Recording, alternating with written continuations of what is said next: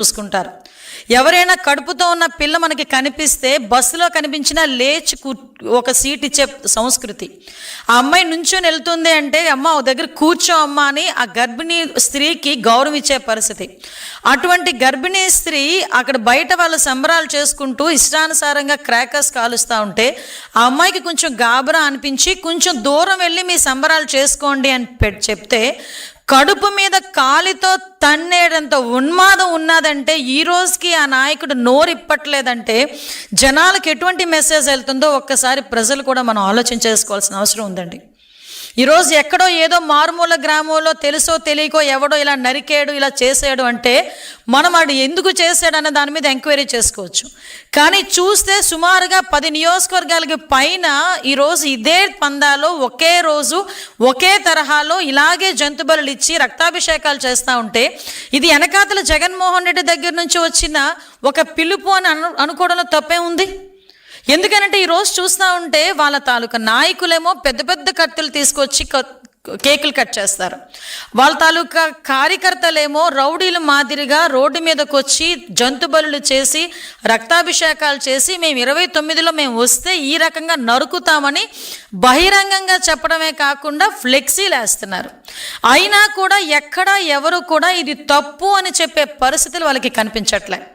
ఒక గర్భిణీ స్త్రీ మీద చేయి చేసుకున్నాడు, కడుపు మీద కాలితో తన్నాడని కేసు పెడితే ఇంకొక వైసీపీ నాయకుడు బయటకు వచ్చి అతను జనసేన నాయకుడు అని చెప్పి దాన్ని తీసుకొచ్చి రాజకీయం చేయడానికని చెప్పి ప్రయత్నం చేసే పరిస్థితి. నీ నాయకుడు తాలూకా సంబరాల్లో జనసేన నాయకుడు వచ్చి ఎందుకు క్రాకర్స్ కాలుస్తాడు? ఆ మాత్రం ఇంగితో నీకు లేకపోతే పోయింది కానీ జనాలకు లేదనుకుంటున్నారా?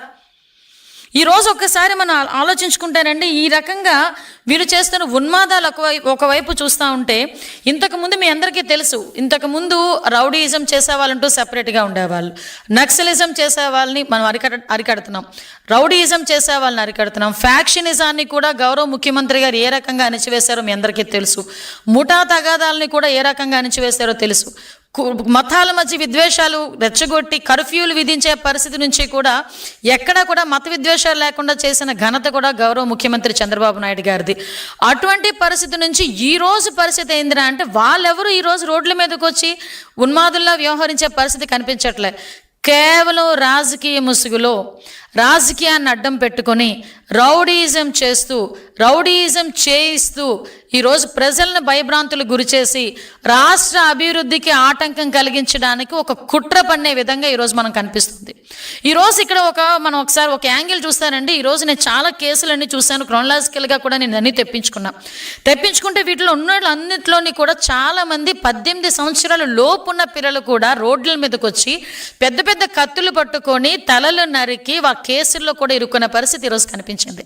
అంటే నేనేమంటానంటే ఇంతకు ముందు నువ్వు అధికారంలో ఉండేటప్పుడు గాంజాను తీసుకొచ్చి యువత భవిష్యత్తుని విపరీతంగా నాశనం చేసి వాళ్ళని ఒక సైకోల కింద ఉన్మాదుల కింద కొంతమందిని తయారు చేసిన పరిస్థితి, మళ్ళా తిరిగి ఇప్పుడు అదే రకంగా ఈరోజు బయటకు వచ్చి అపోజిషన్లో ఉన్నప్పటికీ కూడా ప్రతిపక్షంలో ఉన్నప్పటికీ కూడా ప్రజల్ని భయభ్రాంతులను చేయడానికి అటువంటి చిన్న చిన్న పిల్లల్ని ఈరోజు జీవితాలు నాశనం చేస్తూ ఉంటే వైఎస్ఆర్సీపీ నాయకుడికి కనీసం కనికరం అనిపించట్లేదా?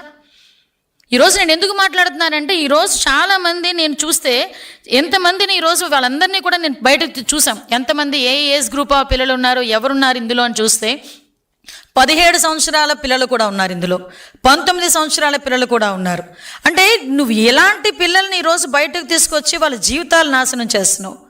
కనీసం నేను తల్లిదండ్రులు కూడా ఒకటి విజ్ఞప్తి చేస్తున్నా, ఒక రాజకీయ పార్టీ వెనకాతలు పంపించినప్పుడు మీరు ఏ రాజకీయ పార్టీ వెనకాతలు మీరు పంపిస్తున్నారు, ఆ రాజకీయ పార్టీ నాయకుడు తాలూకా చరిత్ర ఏంటి, ఆ రాజకీయ పార్టీ నాయకుడు తాలూకా ఉద్దేశాలు ఏంటి, రేపొద్దున నీ కొడుకుకి ఏమైనా జరిగినా రేపొద్దున నీ కొడుకు ఏమైనా ఇబ్బంది వచ్చినా రాజకీయ నాయకుడు వచ్చి నిలబడతాడా అన్న విషయం కూడా ఈరోజు తల్లిదండ్రులు కూడా ఆలోచించుకోవాల్సిన అవసరం ఉందండి.